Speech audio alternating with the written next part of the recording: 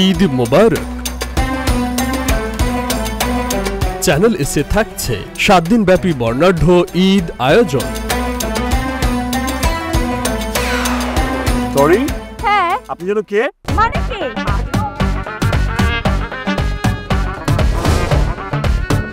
বাবু, কত বড় এয়ারপোর্ট!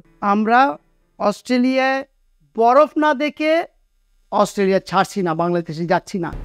ওই রেজাল্টটা দিয়ে কি করছে আমি জানি না, এখন ওই রেজাল্টটা ধরতে আমার কাছে ভয় লাগে। একক নাটক চাঁদগাইয়া মেহমান পরিচালনায় অঞ্জন আইচ।